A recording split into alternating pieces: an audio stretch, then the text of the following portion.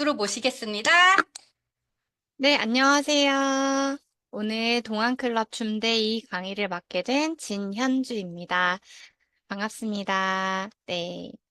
자, 저는 오늘 제목을 왜 니네 것만 좋대? 라고 정해봤어요. 이유는 현장에서 고객님들을 만나서 막 뉴스킨에 대한 특징이나 좋은 점을 설명하다 보면은, 아, 다 자기들 건 다 좋다고 하더라. 이런 이야기들을 하시는 분들을 종종 볼 수 있거든요. 그런데 객관적으로, 과학적으로 뉴스킨은 뉴스킨이 좋은 이유가 너무나 분명해요. 그래서 제가 오늘 그런 객관적인 정보들을 좀 나눠드릴까 합니다. 강의 시작에 앞서서 제 소개만 간단히 드리고 시작할게요. 저는 갈바닉을 통해서 뉴스킨을 만났고요. 갈바닉을 쓰게 된 계기는 사각턱이 너무 고민이어서 보톡스를 맞다가 자연스럽게 예뻐질 수 있다라는 소개를 받고 갈바닉을 구매하게 됐어요. 근데 갈바닉을 샀을 때 비포 애프터가 명확하게 나오지 않으면 환불해 준다고 하는 이야기에 되게 확신이 있네 라는 생각을 가지고 구매를 했기 때문에 매일매일 쓰면서 비포 애프터 사진을 찍었어요. 진짜로 효과가 없으면 환불을 요청하려고 사진을 찍었습니다. 그랬더니 14일 만에 얼굴에 붓기가 싹 빠지면서 없었던 쌍꺼풀 라인도 진해지고, 봉긋봉긋 얼굴에 볼륨도 생기고, 얼굴이 굉장히 입체감이 살아나면서 어려 보이더라고요. 그래서 저는 그 14일 후에 제 갈바닉 애프터 사진을 보고, 이거 돈 되겠다. 돈 되겠다라는 생각을 갖게 되었고, 뉴스킨이라는 사업이 일이 궁금해져서 사업 설명도 들어보고, 아, 누군가에게 피해를 끼치거나 내가 뭔가 거대한 투자를 하는 일이 아니구나라는 걸 확인한 다음에 이 사업을 결정하고 지금 N년 차 뉴스킨 사업가입니다. 저는 갈바닉이 임상도 대단하지만 아토피와 건성과 습진과 곰팡이균, 이 피부 질환 종합 세트를 가지고 있었던 사람으로서 파마넥스에 대한 신뢰도 굉장히 큽니다. 6개월에 걸쳐서 빼독과 함께 도움이 되는 파마넥스를 먹었고, 헬스클럽에서 안내하는 식생활 습관을 연습하고 노력했고, 그러다 보니까 지금은 어느 한 군데에도 문제가 없는 피부가 됐어요. 그래서 저같이 제품에 대한 이러한 진한 경험을 하게 되시면 뉴스킨이 너무 궁금해지고 뉴스킨을 엄청 사랑할 수밖에 없으실 거예요.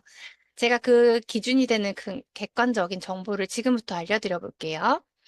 우리 회원님들은 화장품을 구매하실 때 어떤 기준으로 구매하시나요?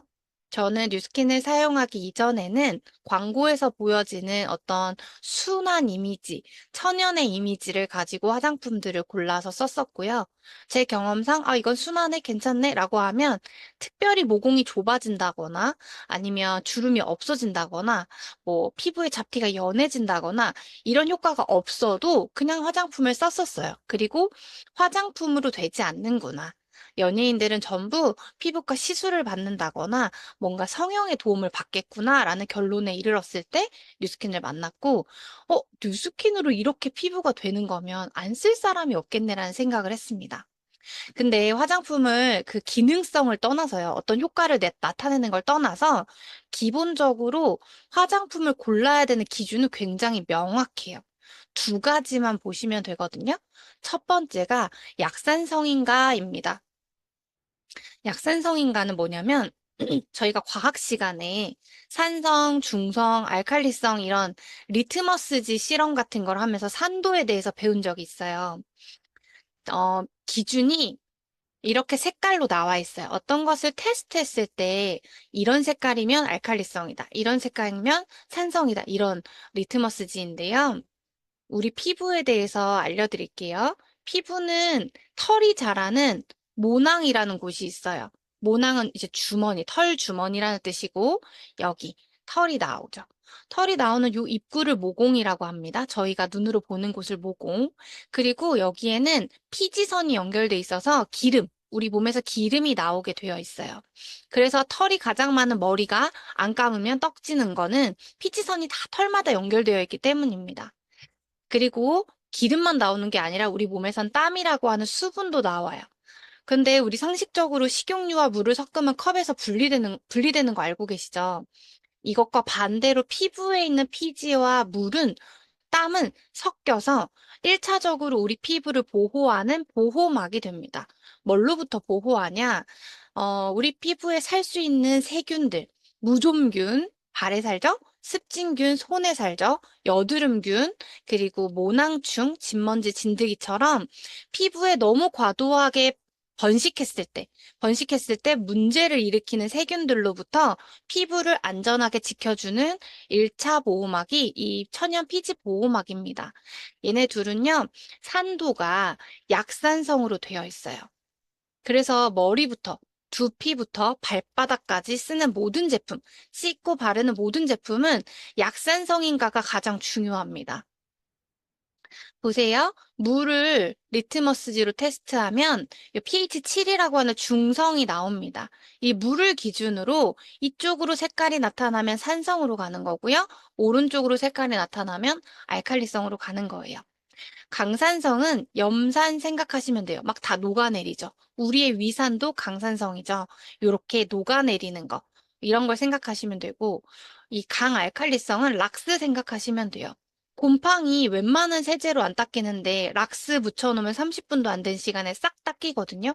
그 정도로 강한 세척력을 가지고 있어요. 근데 우리 피부는 어디냐면 여기 4.5부터 6.5까지의 약한 산성을 띠고 있어요. 생각해보세요. 우리 피부가 염산만큼 강산성일 필요도 없고, 락스처럼 강알칼리일 필요 없죠. 약산성만 잘 유지가 되면 세균이 번식하지 않고요. 피부가 건조하게 되지 않고요. 천연 상태의 자연 보습을 유지하게 됩니다. 우리 피부는 이쪽의 색깔을 띄어야 해요. 제가 이제 몇 가지 세균을 예를 들면서 모낭충도 말씀드렸어요. 모낭충은 사람이라면 누구나 가지고 있는, 갓 태어난 아기 외에는 다 가지고 있는 세균이에요. 그 미생물이에요. 근데 얘가 한 모공, 이 모낭당 건조한 사람들은 한 두세 마리, 지성인 사람들은 7, 8마리까지도 산대요. 근데 얼굴에 모낭이 몇 천 개가 되는데 한 모낭당 두세 개만 쳐도 엄청 많은 양이 살죠. 그래도 이게 10cm, 10cm 기준, 10mm, 10mm 기준으로 그 일정치를 넘지 않으면 괜찮은 거래요. 근데 보통은 알칼리 세안제, 알칼리 샴푸, 알칼리 바디워시를 쓰면서 피부의 산도, 이 피지막이 벗겨져 버리기 때문에 모낭충이 과도하게 서식하게 되고 모낭염이라든지 모공이 넓어진다든지 탄력이 꺼진다든지 이런 일들이 발생하게 됩니다. 현미경으로 보면 이렇게 생겼어요. 이렇게. 여기 발끝에 뾰족뾰족뾰족한 것들이 발톱이고요. 피부를 기어 다닐 때 피부에 잔 상처들도 많이 내고 이 피부 안에, 모낭 안에서 옆에 모낭으로 옮겨가기도 하고 뚫고 내려가면 진피층의 콜라겐과 엘라스틴을 갉아먹어서 피부 탄력을 떨어뜨리기도 해요. 이 모낭충에 대해서 의사가 뭐라고 얘기하는지 한번 들어볼게요. 정확하게 어떤 거예요? 모낭충은 쉽게 생각하시면 여드름 진드기라고도 불리는 사람의 얼굴에 붙어 사는 기생충입니다. 이렇게만 들으면 뭔가 무섭게 느껴지실 수 있는데요. 피부에 기생하는 벌레이고 저를 포함한 모두의 정상적인 피부에도 모낭충이 존재하고 있습니다. 그럼 이제 모낭충은 제거해야 되는 거예요? 모낭충은 사실 가로 세로 1cm 기준으로 10마리 미만이면 정상적인 수치이고 이런 경우에는 굳이 제거하려고 하실 필요는 없으세요. 문제는 이 모낭충의 수가 정상 수치 이상으로 많이 늘어날 경우에 다양한 피부 질환들을 유발할 수 있기 때문에 내가 뭔가 피부에 염증이 많이 생기거나 트러블 같은 것들이 지속된다 하시는 분들은 한 번쯤 신경 써주셔야 할 요인이 되기는 합니다. 그럼 피부에 모낭충이 많으면 어떤 일이 생기는 거예요? 모낭충의 먹이는 피지라고 생각하시면 되는데요. 그렇기 때문에 피지 분비가 많은 피부와 이마, 코, 턱, 뺨 같은 부위에 모낭충이 많을 확률이 높습니다. 특히 마스크를 쓰기 시작했던 최근 몇 년간 모낭염으로 병원을 찾아오시는 분들이 많이 늘었고요. 더워지는 계절에는 온도가 올라가면 피지 분비의 양이 늘어나기 때문에 모낭충의 활동량이 늘어나는 시기입니다. 우리 피부에는 기본적으로 모낭충이 살고 있지만 스트레스, 피로, 그리고 각종 노폐물 등으로 인해서 면역력이 떨어지게 되면 3배, 4배, 10배 이상의 모낭충의 수가 늘어나면서 각종 피부 질환의 원인이 되기도 합니다. 화농성 여드름이나 주사 피부염, 그리고 두피에 많이 생길 경우에는 탈모 증상을 유발할 수도 있습니다. 그리고 모낭충이나 모낭염 때문에 모공이 커지면서 또 악순환으로 이어질 수 있습니다. 그럼 모낭충과 모낭염이랑 여드름은 다 이게 관련이 있는 거예요? 모낭염은 황색 포도상구균이나 아니면 모낭충에 의해서 감염되는 감염성 질환인데요. 작은 농포가 여드름과 비슷하게 붉게 올라오면서 가려움증을 유발하기도 합니다. 모낭염은 세균이 피부 속으로 침투해서 감염을 일으킨 것이기 때문에 짠다고 해서 다 해결이 되지 않고 경구 항생제 같은 치료가 필요하게 됩니다. 그리고 모낭염과 여드름은 육안으로 구별이 어려운데요. 여드름은 압출을 한다든지 짜보면 그 피지가 쏙 나오는 경우가 많거든요. 그걸 이제 면포라고 하는데요. 이 피지 덩어리에 면포가 나오는 반면에 모낭염은 압출한다고 해서 면포가 나오지 않아요. 모낭염을 압출하게 될 경우에는 색소 침착이나 흉터가 생길 수 있기 때문에 외모적으로도 스트레스를 유발할 수 있습니다. 그럼 모낭충이랑 모낭염을 좀 유발하는 원인 같은 게 있을까요?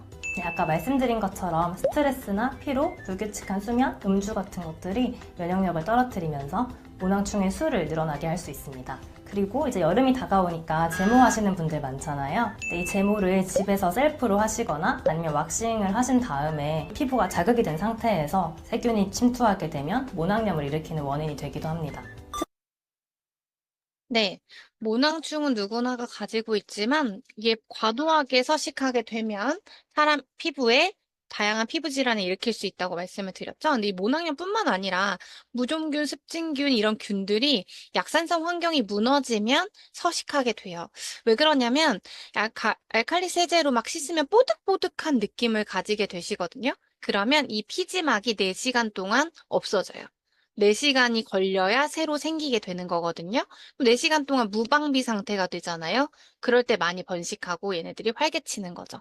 그래서 기본적으로 약산성 환경을 유지한 상태에서 생활 습관들이 병행이 돼야 되는 거지. 계속 알칼리성으로 닦아내는데 스트레스 조절하고 잠 잘 잔다고 해서 피부가 건강하게 유지되기는 어려울 것 같아요. 자, 그래서 테스트를 해보면 피부에 리트머스질을 대면 이렇게 노란색 4.5부터 6.5까지 약산성인 것을 확인할 수가 있고요. 그 다음에 뉴스킨 바디바 약산성이죠. 그리고 백화점에서 유통하는 시슬리 약산성이죠. 나머지는 브랜드와 성분 가격의 차이는 있을 수 있지만 피부에는 좋지 않은 알칼리성을 띈다는 거예요. 그리고 제가 왜 시슬리와 뉴스킨 비누를 보여드리냐면 시슬리는 백화점에서 유통을 해요. 그래서 비누 하나가 9만 원대, 예전에 비쌌을 때는 막 10몇만 원대에서 팔렸었거든요. 아무리 약산성을 써야 되는 거를 알아도 한 달에 하나 정도, 한 사람이 하나 정도를 소비한다고 봤을 때 한 달에 비누의 10얼마치를 소비할 수 있는 사람들이 많지 않을 것 같아요. 그래서 뉴스킨이 선택한 유통 방식이 네트워크 마케팅입니다. 써본 사람이 좋은 점을 광고하고 홍보해서 유통이 되었을 때 그 광고를 한 사람에게 광고비를 주는 방식이 네트워크 마케팅이죠. 그럼 네트워크 마케팅은 중간에 도매, 소매, 백화점 유통, 샘플, 광고 이런 것들을 하지 않기 때문에 가격이 굉장히 합리적으로 책정이 될 수가 있어요. 그래서 뉴스킨은 이 좋은 바디바를 백화점에 유통하면 10몇만 원에 팔려도 충분히 팔 수 있는데 네트워크 마케팅을 통해서 정말 많은 사람들에게 합리적인 가격으로 제품을 제공하고 있습니다. 첫 번째는 약산성이에요. 뉴스킨은 머리부터 발끝까지 모든 제품이 나오는데 씻고 바르는 모든 제품이 전부 약산성으로 되어 있고 각 그 두피, 얼굴, 바디는 전부 산도가 조금씩 다르거든요. 각 피부에 맞는 산도로 세팅을 해서 제품을 완벽하게 만들어내고 있습니다. 자, 두 번째 기준은 경피독이 없는지 이것이 중요해요. 지금은 시중에도 약산성 제품이 꽤 덜어 나오거든요. 그런데 산도 조절제를 넣어서 맞추는 건 쉽대요. 근데 이 경피독이 없이 만드는 거는 정말 쉽지가 않다고 합니다. 제가 그걸 또 말씀드릴게요. 경피독이라고 하면 피부를 통해 들어오는 독소를 경피독이라고 하는데 우리 몸에 독이 들어오는 경로가 총 3가지가 있어요. 코, 입, 피부입니다. 이 중에서 코로 숨을 쉬는 건 우리가 제어할 수 없는 영역이지만 먹고 씻고 바르는 건 우리가 할 수 있어요. 근데 먹는 거 되게 많이 신경 쓰시거든요. 요즘에 웰빙, 웰에이징 해가지고 유기농 따지고 굉장히 먹는 거에 신경을 많이 쓰지만 사실 먹는 것은 90% 이상 해독이 가능해서 배출이 되는데 엄청 머리부터 발끝까지 쭉 우리 몸을 싸고 있는 이 그 가장 큰 장기인 피부는 해독 기능이 없습니다. 그래서 제대로 된 안전한 제품을 쓰지 않고서는 이 독소가 그대로 누적될 수밖에 없어요. 보세요. 미국 암 예방협회 의장, 지금은 아니시겠지만 이분이 의학 박사신데 암을 일으키는 요인의 이 대다수는 75%가 되는 대다수는 화장품이랑 욕실용품이래요. 근데 우리는 싼 거, 마트에서 싼 거 사다 쓰고, 그리고 화장품도 싼 거, 싸고 가성비 좋은 거, 이런 것들을 찾게 되는데요. 그렇게 하면 안 된다는 거죠. 피부가 이렇게 표피, 진피, 피하지방, 근육 이런 층으로 이루어져 있는데 경피독에 이렇게 유입이 된대요. 뚫고 가거나 이렇게 한 경로로 타고 들어가거나 아예 피부층이 뚫려가지고 왕창 들어가게 된다고 합니다. 이게 화장품, 욕실용품이 이렇게 들어간다고 말씀드리는 거예요. 자, 그러면 뉴스킨은 경피독이 없냐? 뭐 화장품을 해석하다라는 앱이나 디렉터 파이라고 하는 유튜브 채널을 보면 바디바는 1급 발암물질이 들어있고 뭐 어디에는 뭐가 있고 어디에는 뭐가 있고 뉴스킨을 되게 까거든요. 뉴스킨 이외에 어떤 제품들도 많이 까이지만 그럼 이 사람들이 이 어플이 말하는 게 진정 100% 정말 정답이냐?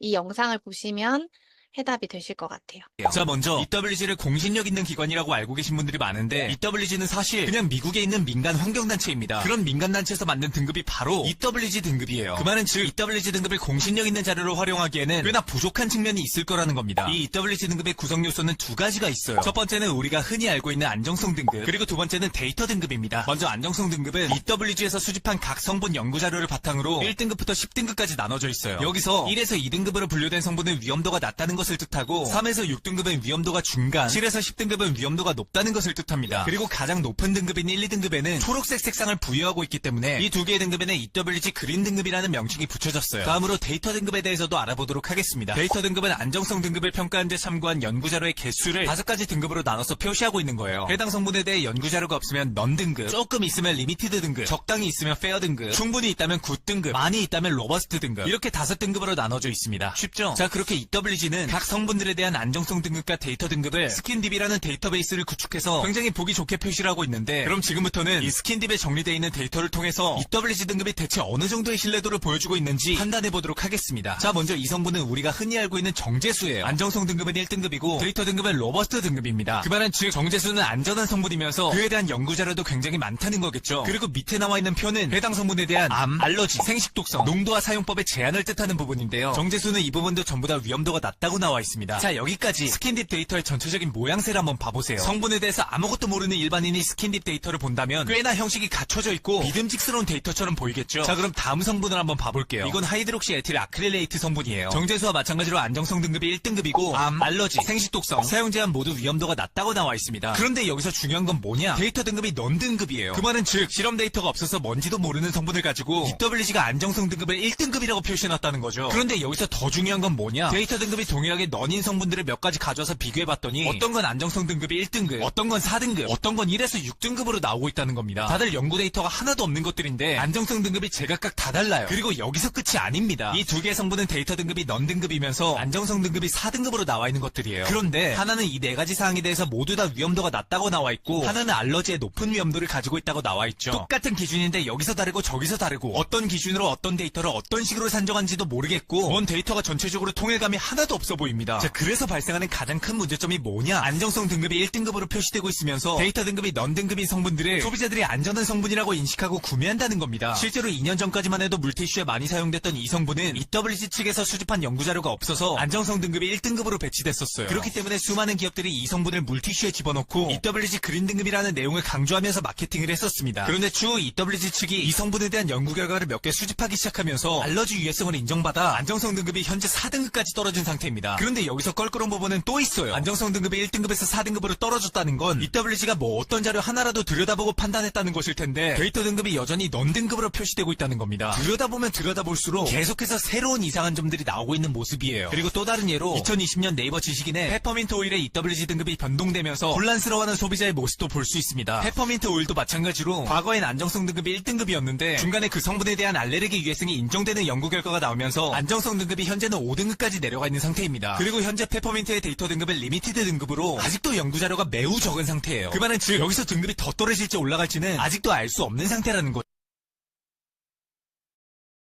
네. 이 EWG 등급을 되게 엄청 신뢰하시는 소비자들이 굉장히 많아요. 이거 마케팅이 하나거든요. 저 디렉토파이랑 화장품을 해석하다라는 분들은 화장품 연구원이 아니에요. 성분에 대해서 그냥 인터넷 하면 나오는 정도로 이야기를 해주는 건데, 소비자들이 이 채널들을 너무 맹신하다 보니까 기업에서 이 EWG 그린 등급을 안 쓸 수가 없는 거예요. 안 쓰면 매장 당하는 분위기니까. 그런데 현재 지금 최근에는 EWG 그린 등급을 돈 주고 사기도 한다고 합니다. 그리고 미국의 제시카 알바라고 하는 유명한 여배우도 이 EWG 그린 등급을 가지고 물티슈를 만들어서 유통했다가 곰팡이가 피어서 전량 리콜한 사례도 있어요. 그래서 이 EWG 그린 등급은 지금에 와서는 정말 많은 화장품 전문가들이 반박하는 유튜브 채널이나 블로그가 많아졌어요. 이게 제일 처음 시작했던 사람은 공격을 많이 받았는데요. 지금은 댓글들을 보면 와, 속 시원하다. 내가 하고 싶은 말이었다. 어떻게 화장품 연구원도 아닌 사람이 말하는 걸 맹신하고 화장품을 구매할 수 있지? 뭐 이런 댓글이 엄청 많아요. 궁금하시면 이거 제목이 안 들어가는 대요거든요. 유튜브에 안 들어가는 대요를 치셔서 밑에 댓글을 한번 보시면 너무 좋을 것 같아요. 어쨌든 경피독이 없다라고 하려면 성분과 용량과 용법에 있어서 모두 걸릴 게 없어야 되거든요. 저런 그린 등급이 중요한 게 아니에요. 그래서 제가 이 세 가지에 있어서 뉴스킨이 왜 경피독이 없는지를 설명해 드릴게요. 첫 번째, 미네랄 오일이란 성분은 굉장히 많은 화장품에 아직도 쓰이고 있는 성분인데 어떤 연구원은 세상에서 가장 순한 오일이라고 합니다. 가장 순하고 안전하다라고 할지언정 원재료 자체가 석유예요, 석유.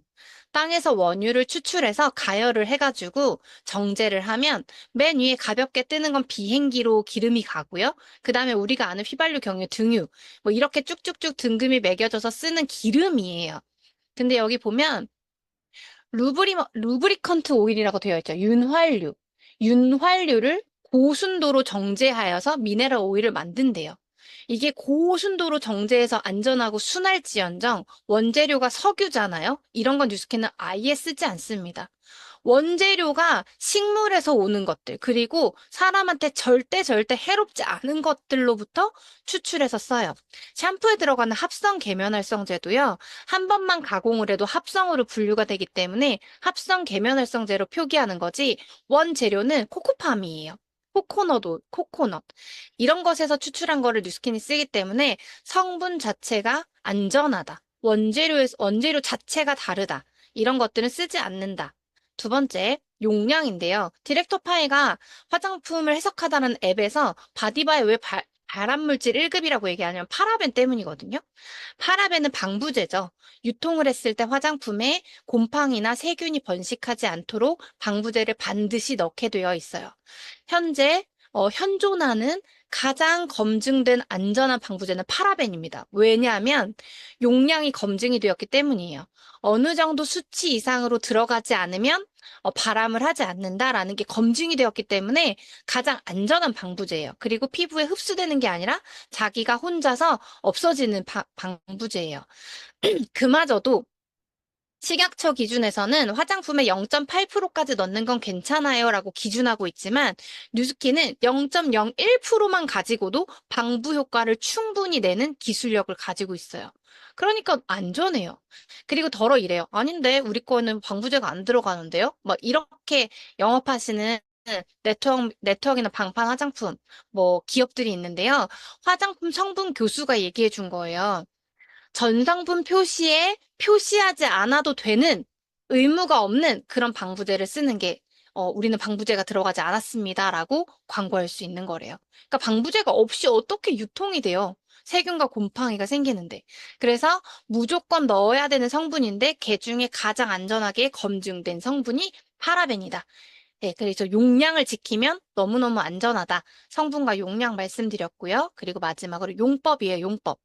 가습기 살균제 이것 때문에 폐가 굳어서 돌아가신 분들이 굉장히 많고 이 옥시에서는 아직도 손해배상을 해주지 않고 문제가 많다고 하거든요. 근데 이 성분은 코로 마셨을 때 문제가 되는 거고요. 샴푸나 바디워시처럼 씻어내는 제품에 들어가는 걸로는 괜찮아요. 똑같은 성분이어도 용법을 어떻게 쓰느냐에 따라 다르기 때문에 이 용법까지도 잘 봐야 되는데 소비자들은 전성분 표시만 보고 성분까지밖에 몰라요. 이 기업이 어떤 용량과 용법을 가지고 썼는지를 모른단 말이에요. 그런데 그런 거에 있어서 뉴스킨이 얼마나 안전하게 제품을 만드냐면 이 회사는 처음에 설립 자체가 사람한테 유해한 건 넣지 않고 화장품을 만들 수 없을까라는 의문을 가지고 시작한 회사예요. 그래서 업계에서는 뭐라고 했냐면 너네 그렇게 좋은 걸로만 가지고 만들다가 망해. 여자들은 케이스 예쁘고 향기가 좋으면 다 사게 돼 있어. 그렇게 성분에 신경 쓰지 마. 니네 망할 거야. 라고 했는데 왜 해보지도 않고 우리가 망할 거라고 생각하지? 라는 좋은 것만 넣고 나쁜 것은 넣지 않겠다라는 철학을 가지고 지금까지 40년 넘게 이 기업을 운영해 오고 있습니다. 어떤 기준을 가지고 만드냐면 여기 파마넥스라고 써 있지만 뉴스킨 화장품을 만들 때도 이 신약 개발과 같은 UGS 퀄리티 프로세스를 적용해서 만들어요. 처음에 원료를 어디에서 어떤 원료를 쓸 것인가를 선정하고요. 이 원료를 어느 나라, 어느 지역에서 가지고 올 건지를 선정해요. 왜냐하면 중금속부터 농약에 미세먼지, 이 오염도까지 각 지역에 어디가 가장 안전하고 깨끗하고 효능이 좋은지를 보는 거죠. 그리고 세 번째는 녹차의 카테킨은 좋지만 카페인은 별로잖아요. 그래서 구조를 살펴봐서 약이 되는 성분들만 추출합니다. 그리고 네 번째는 서울에서 사 먹어도, 미국에서 사 먹어도, 프랑스에서 사 먹어도 한 캡슐에 똑같은, 화장품에 똑같은 함량이 다다다닥 들어갈 수 있도록 약처럼 표준화를 하는 거예요. 그리고 다섯 번째는 좋은 것만 뽑아서 만들었지만 얘네끼리 부딪혀서 독성을 또 만들어낼 수 있기 때문에 엄청난 독성 테스트를 해요. 올림픽 체조 경기장만한 수영장에 잉크 한 방울 이만큼 떨어뜨려도 무슨 색깔의 잉크가 몇 미리까지 들어갔는지 검출해낼 수 있는 기술력을 가지고 있습니다, 뉴스킨이. 그리고 여섯 번째는 파마넥스 영양제도 뉴스킨 화장품도 사람한테 직접 테스트해보고 애초에 기획했던 주제가 효과가 드러나는지를 검증이 되었을 때 그때 시판하는 사람으로 치면 결벽증이 있는 회사가 뉴스킨이 의인화하자면 결벽증 환자가 뉴스킨이라고 보시면 됩니다. 그리고 이거 보세요. 식약처에서 카드뮴, 납, 수은, 비소 이런 중금속이 요만큼까진 들어가도 괜찮다라고 기준하고 있어요. 그런데 뉴스킨은 파마넥스는 1에 훨씬 못 미치는 0.005, 0.008, 0.005, 0.1 이런 기준을 자체적으로 훨씬 까다롭게 설정해 놓고 제품을 생산합니다. 그렇기 때문에 경피독도 그렇고 먹었을 때도 그렇고 우리가 안전하게 믿고 먹고 쓰고 바르셔도 된다는 거예요. 네. 그래서 이런 기준에 의해서 결론은 완벽하게 약산성이면서 피부에 흡수돼도 전혀 해를 끼치지 않고 안전한데 기능적으로 효과까지 완벽한 스킨케어는 제가 알기로는 뉴스킨이 유일해요. 그래서 우리 것만 좋다고 말하고 싶은 거예요. 보세요. 약산성이고요. 경피도 풀이고요. 안전성에 있어서 엄청나게 확실한 회사고요. 그리고 심지어 화장품을 썼을 때 임상까지 나는 그런 기업입니다. 그래서 우리 회원님들이 뉴스킨을 좀 더 믿고 쓰셔도 되고요. 누군가에게 소개했을 때 욕먹지 않고요. 오히려 고맙다라는 인사를 받을 수 있고요. 더 나아가서 광고비부터 사업소득까지 만들 수 있는 너무나 훌륭한 혁신적인 아이템이라는 것을 말씀드리고 네, 마치도록 하겠습니다. 네, 이상입니다.